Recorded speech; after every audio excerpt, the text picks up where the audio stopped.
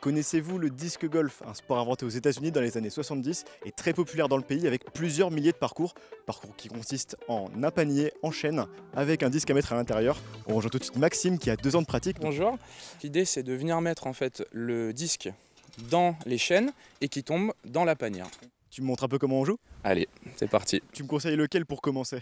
Alors pour commencer, je te conseille un putter et d'ailleurs c'est ce que je conseille à tous les débutants parce que c'est des disques qui sont faciles à lancer et qui vont globalement voler assez droit. Ça se prend pas tout à fait comme un disque de plage ou ce genre de choses. On va le prendre de la manière naturelle en le posant comme ça là, sur la paume. Et après, tu fermes tes doigts de la manière dont tu le souhaites. Le but, ça va être de pouvoir contrôler l'angle du disque avec son poignet. On regarde où on veut lancer et en fait, on va comme si on allait mettre un coup de coude et en fait, on va juste dérouler son bras en se laissant aller, en étant le plus droit possible. Donc le coup droit, c'est le même principe.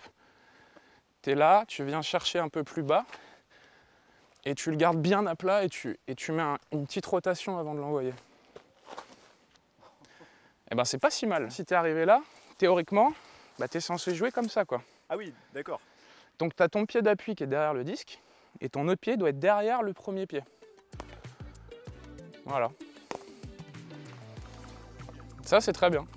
En France, le premier parcours a été installé en 2002 et dans l'Hexagone, le sport devient de plus en plus populaire. Il y a un peu moins de 1000 pratiquants.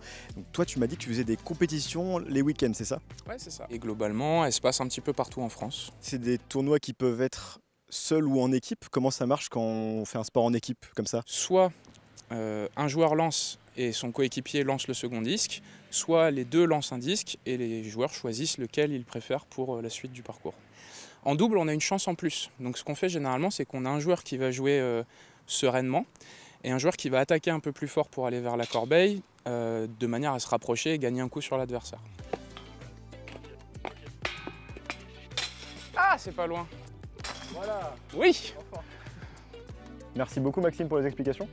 Sur la petite dizaine de parcours que compte le Centre Val de Loire, il y en a 4 en Touraine, Saint-Bran, Saint-Benoît-la-Forêt, Mont ou ici à Ballon-Miré.